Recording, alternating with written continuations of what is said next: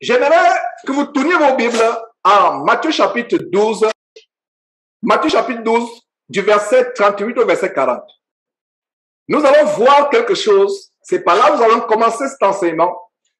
Et vous allez comprendre que l'homme n'a pas changé. L'homme n'a pas changé. L'homme demeure le même. C'est la même mentalité humaine, mes frères et sœurs. Alors, lisons ce passage. Ce qui se passe au temps de Jésus-Christ, c'est ce qui se passe aujourd'hui. Les gens sont friands de miracles. Les gens recherchent les miracles plus que toute autre chose. En fait, les gens cherchent à être délivrés pour continuer à mieux pécher. Les gens, soi-disant chrétiens, cherchent à obtenir la guérison pour continuer à mieux mener la vie mondaine, à mieux savourer le monde, à mieux pécher. C'est de manière égoïste que certains cherchent à être délivrés, à être guéris. Et nous allons voir, mes frères et sœurs, quel est le plus grand miracle. Vous pensez que c'est aujourd'hui seulement que les gens recherchent les miracles, que les gens vont à gauche à droite pour chercher les miracles? Lisons donc ce passage ensemble et nous allons voir quelle est l'attitude de Jésus-Christ face aux chasseurs et aux chasseuses de miracles. Alors, il n'y a pas meilleur passage pour commencer. Il n'y a pas meilleur passage que Matthieu chapitre 12. Je vais lire et je suis appréciatif que vos micros soient fermés. Ça me rend la tâche facile, mes frères et sœurs. Alors, Matthieu chapitre 12, voici ce que le Seigneur Jésus dit. Matthieu chapitre 12, nous voyons au verset 38, alors quelques-uns des scribes et des pharisiens prirent la parole et dirent, Maître, nous voudrions te voir faire un miracle. Voilà une requête de miracle. Voilà une demande spéciale d'un miracle. Vous pensez que c'est nouveau? Non, c'est pas nouveau. Quelques-uns de qui? Des scribes et des pharisiens. Un chrétien pharisien, c'est un chrétien hypocrite qui ne va pas Dieu sincèrement. Il adore Dieu du bout des lèvres, mais son cœur est éloigné de Dieu. Il dit Dieu, Dieu, Dieu, matin, midi, soir, à longueur de journée sur la bouche, mais son cœur est rempli de toutes sortes de choses infâmes, le manque de pardon, la rancœur, l'animosité, les mauvaises pensées de mensonges, de fraude, de fornication. Dieu, c'est au bout des lèvres, mais le cœur est loin de Dieu. C'est les pharisiens. Et mes frères et sœurs, nous avons aujourd'hui beaucoup de chrétiens pharisiens parmi nous. Alors, si vous recherchez les miracles plus que toute autre chose, vous êtes un descendant de ces pharisiens de Matthieu chapitre 12, verset 38. Alors, nous voyons ceci. Alors, quelques-uns des scribes et des pharisiens prirent la parole et dirent, Maître, regardez, souligner Maître. Quand nous appelons Jésus Maître, ça veut dire qu'il est notre chef, nous sommes ses disciples. Est-ce que vous pensez que ces pharisiens, scribes et pharisiens du verset 38 étaient véritablement les disciples de Jésus? Parce que quand vous appelez quelqu'un maître, ça signifie que vous êtes son disciple. Et un disciple de Jésus-Christ marche conformément à ce qu'il enseigne, limite point par point, suit ses pas à pas. Voilà un vrai disciple. Alors, quand ils appellent Jésus maître, c'est par hypocrisie, c'est par ruse. Et la bonne nouvelle, la bonne chose, c'est que Jésus savait ce qu'il y avait en l'homme. Il avait ce don de lire les pensées dans le cœur des gens, de savoir ce que les gens pensaient. Donc, Jésus savait que ces gens étaient hypocrites, ils étaient malicieux, rusés, qu'il n'y avait aucunement dans leur cœur l'amour de Dieu, l'amour pour Jésus-Christ, l'amour pour l'évangile de Jésus-Christ. Ils venaient par ruse. Alors, qu'est-ce que nous voyons donc? Alors, quelques-uns des scribes et les pharisiens prirent la parole et dirent, Maître, nous voulions te voir faire un miracle. Un miracle. Voyons ce que Jésus répond au verset 39. Jésus répondit, Très bonne demande. Je m'apprête à vous faire le miracle. Ou alors je vais programmer dans une semaine une nuit spéciale de miracles. C'est ce que Jésus a dit. Et nous allons exposer par la grâce de Dieu, je vais exposer par la grâce de Dieu dans cet enseignement les miracles publicitaires de David Owiyo, des Aflokao et autres, des autres faux pasteurs. J'exposerai que quand un ministère met l'accent sur les miracles, quand un soi-disant pasteur met l'accent sur les miracles, met le focus, l'emphase sur les miracles, concentre son ministère sur les miracles, vous allez voir à la lumière des Écritures dans quelques instants que c'est un ministère diaboliquement diabolique. Tout ministre qui met l'emphase sur les miracles, qui fait les programmations des miracles, qui annonce d'avance les miracles, c'est un ministre, un pasteur diabolique, c'est un ministère satanique. Même Jésus était surpris par les miracles qu'il faisait. Pourquoi? Parce qu'il était dépendant de Dieu. Quand on est venu annoncer à Jésus que Lazare était mort, il ne s'est pas précipité. Il a encore attendu 4 jours. Il est arrivé après 4 jours, il se serait empressé pour aller. Et même quand il arrive, Lazare était déjà en putréfaction. Les sœurs de Lazare, Marthe et Marie, ont dit, mais Seigneur, si tu étais venu avant. Donc nous voyons que Jésus était dépendant de son Père pour faire les miracles. Et même avant de prier pour la résurrection de Lazare, il a prié Dieu. Il a prié Dieu. Et Dieu lui a donné le feu vert. Ces pasteurs qui ont l'audace, l'outrecuidance diabolique de programmer d'avance des miracles, n'opèrent pas avec les forces, n'opèrent pas avec la puissance du Saint-Esprit, mais opèrent avec les forces occultes. Les sirènes des eaux, les démons. Voilà avec quoi ils opèrent. Ils programment des miracles d'avance. Parce que si quelqu'un vous dit, venez dans une semaine, vous aurez une nuit de miracles, vous aurez des miracles, ils font des affiches publicitaires, ils annoncent avec pompe, ils vont dans les télévisions mondaines, des radios mondaines, séculières, faire des publicités avec pompe. C'est la preuve que ce n'est pas Dieu. Et si un soi-disant pasteur annonce d'avance des miracles, il défie Dieu, il blasphème, il usurpe la souveraineté de Dieu. Ne vous amusez pas avec la souveraineté de Dieu. Ne nous amusons pas avec la souveraineté de Dieu. Dieu est souverain. Même quand nous prions pour quelqu'un qui est malade, même quand nous-mêmes nous sommes malades, s'il arrive que quelqu'un parmi nous soit malade, dites Seigneur, je t'en supplie, si c'est ta volonté, guéris-moi. Si c'est ta volonté, délivre-moi. Nous devons chaque jour rechercher à faire la volonté de notre Père. Jésus faisait la volonté de son Père. Alors, retournons dans cette parole. Quand ces scribes hypocrites, le cœur rempli de malice et de ruse, sont venus pour tenter Jésus-Christ, il appelle maître. Comment pouvait-il appeler Jésus maître alors qu'il se moquait de lui, alors que c'est eux qui ont tué Jésus par la suite, qui l'ont livré aux Romains pour qu'il soit crucifié? Comment pouvait-il appeler maître? Comment est-ce possible qu'ils appellent Jésus maître? Ils n'aimaient pas Jésus-Christ. Ils étaient jaloux de Jésus-Christ parce que Jésus détournait les foules et les foules de la cabale juive, de la magie juive, de l'abomination du judaïsme qui avait été infiltré par les pratiques des traditions moabites, ammonites, philistines, égyptiennes. Jésus dépeuplait leur temple et leur synagogue. Jésus vidait leur temple et leur synagogue. Alors, comment pouvait-il, mes frères et sœurs, appeler Jésus maître? Donc, vous comprenez par là que c'était une hypocrisie. Vous comprenez que c'était une hypocrisie terrible. Donc, voilà, mes frères.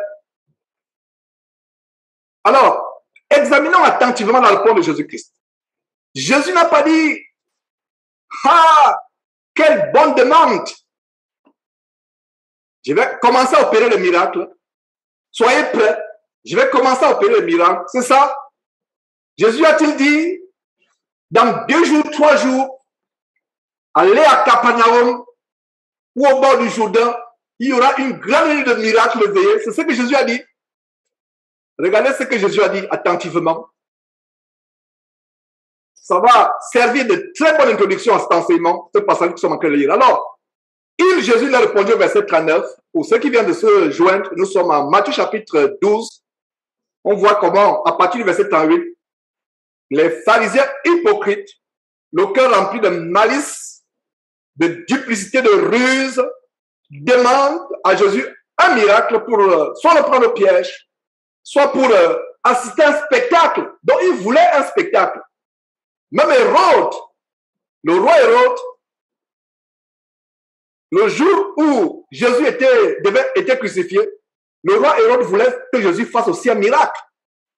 Donc, aujourd'hui, les chrétiens aiment aller dans ces églises pour le spectacle. Il y a quelques jours, nous vous avons montré une vidéo, il y a quelques jours, d'un soi-disant pasteur qui célèbre l'ascension.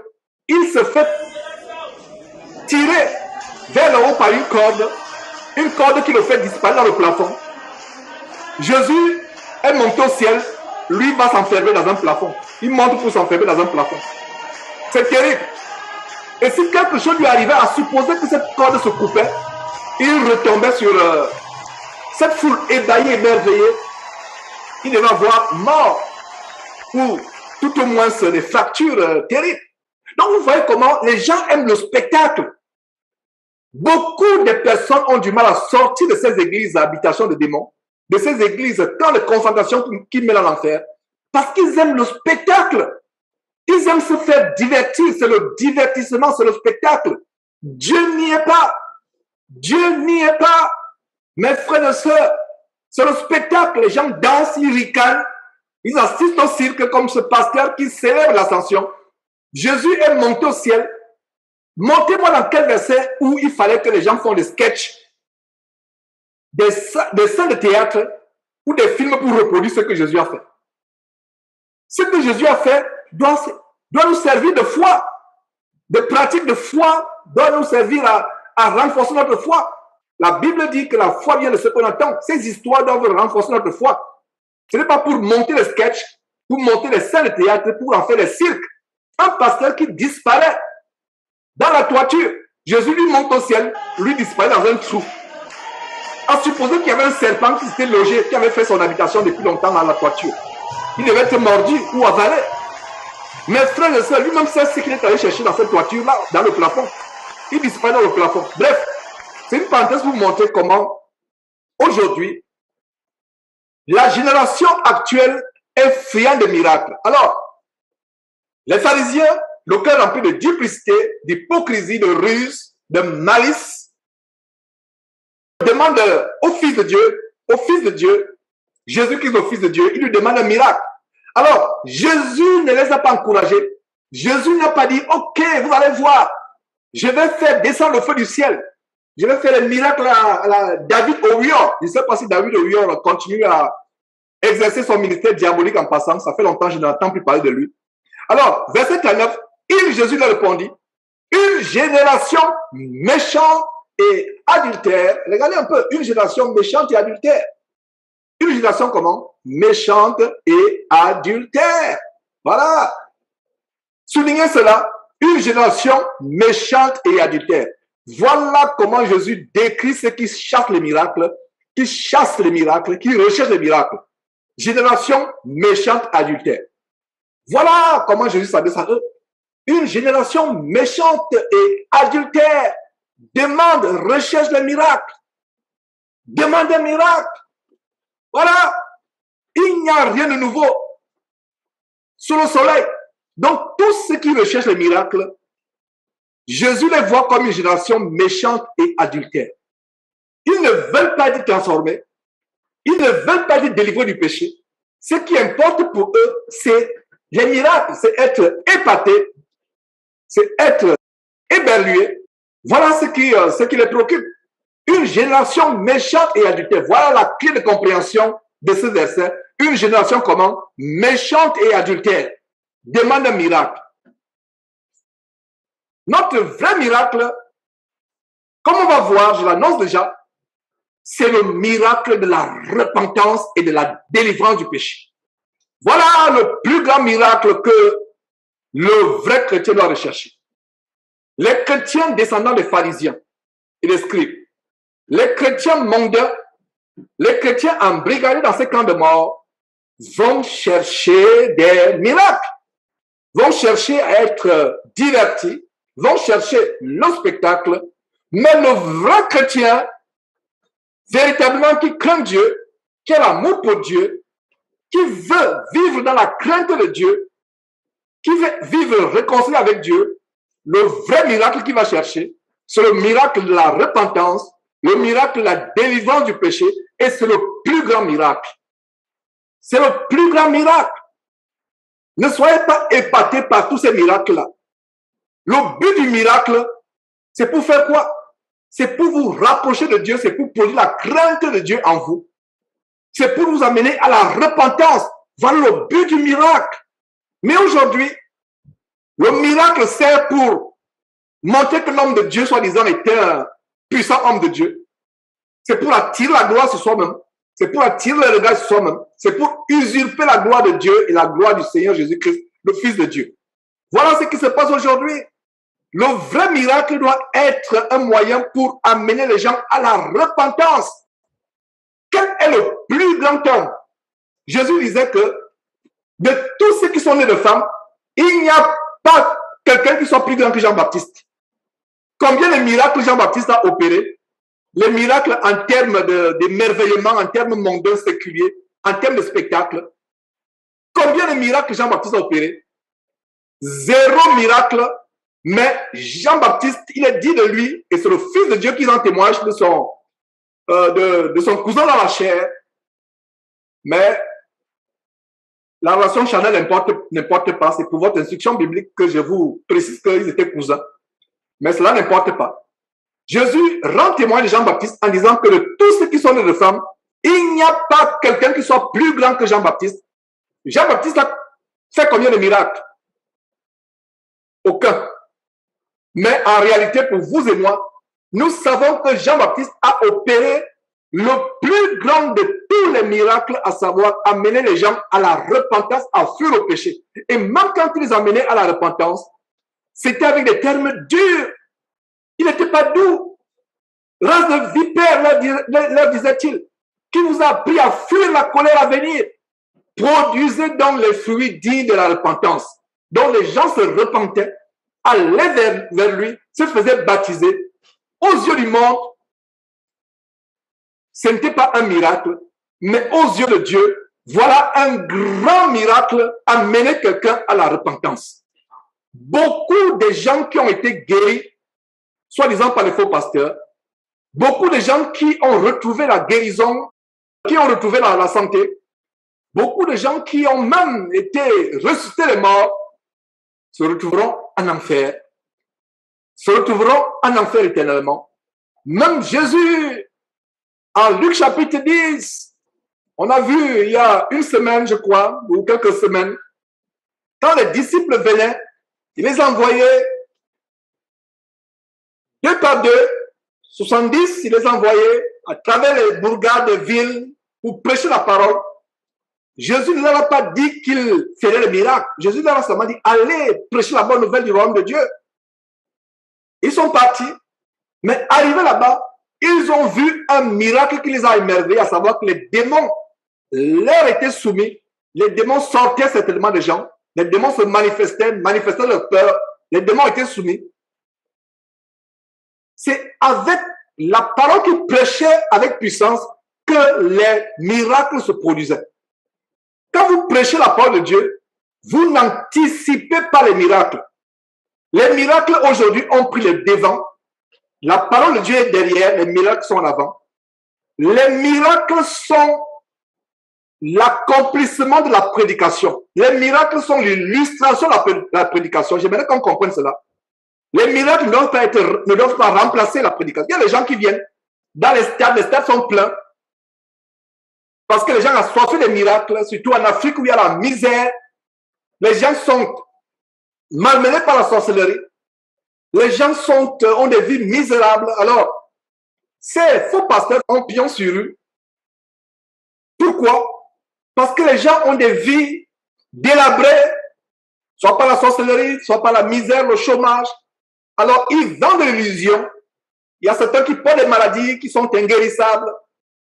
Ils vont donc sur ces pasteurs. Grande croisade de miracles. Ils annoncent eux-mêmes les croisades de miracles dans un stade. Le stade est plein. Pas d'évangélisation, pas d'enseignement, pas d'évangélisation, pas de parlement, pas de verset. Mais ils commencent à faire leur cinéma. Et c'est là où vous voyez, mes frères de sœurs, la preuve que c'est les démons. Alors, retournons à ce passage et voyons, mes frères de sœurs, ce qui est dit. Alors, quelques-uns des scribes et des pharisiens prirent la parole et dirent, Maître, nous voulons te voir faire un miracle. Donc, ils voulaient un spectacle. Ils voulaient être divertis. Ils voulaient passer du bon temps. Beaucoup de personnes vont dans ces églises pour se divertir. Qu'est-ce que le pasteur va encore faire aujourd'hui? Pasteur entre guillemets, qu'est-ce qu'il va encore faire? Alors, Jésus leur répond au verset 39. Une génération méchante et adultère. Voilà comment Jésus l'a décrit. Et cette génération est devenue pire 1000 fois, 100 000 fois, 1 million de fois, 1 milliard de fois pire que celle au temps de Jésus. La génération d'aujourd'hui est devenue pire. Mes frères et sœurs, infiniment pire. Génération comment? Méchante et adultère. Ils ne veulent pas être délivrés du péché. Ils ne veulent pas se réconcilier avec Dieu. Ils utilisent Dieu comme une prostituée utilise un client. Ils veulent de Dieu la guérison. Ils veulent de Dieu les biens matériels. Ils veulent de Dieu les choses pour soigner leur vie. Mais ils détestent Dieu dans leur cœur. Une prostituée n'aime pas son client. Une prostituée peut même étrangler son client parce qu'elle sait qu'elle est là. Elle déshonore son corps pour de l'argent. Une prostituée ne peut pas aimer son client. Une prostituée, j'avais fait un enseignement intitulé Chrétien prostitué. Je ne sais pas si quelqu'un peut retrouver cet enseignement. La prostituée déteste son client. Il y a eu des prostituées qui finalement, à force de voir son corps déshonoré, elle commence à tuer ses clients un à un. Il y a eu des serial killers, des prostituées qui ne peuvent plus supporter comment leur corps est déshonoré, alors que c'est elles-mêmes qui déshonorent leur corps, commencent à tuer leurs clients un à un. Une prostituée n'aime pas son client. Les chrétiens prostitués aujourd'hui veulent aller à Dieu, veulent la puissance de Dieu, veulent la guérison de Dieu, veulent la prospérité de Dieu, veulent les bienfaits de Dieu, mais ils ne sont pas prêts à faire les commandements de Dieu. Ils ne sont pas prêts à se débarrasser du péché. Ils ne sont pas prêts à vouloir se repentir, à changer de vie. Donc voilà, mes frères et sœurs, ce qui se passe aujourd'hui. Alors, terminons avec cette introduction. Ce passage introductif. Donc, Jésus l'a dit, une génération perverse, méchante, adultère, demande un miracle.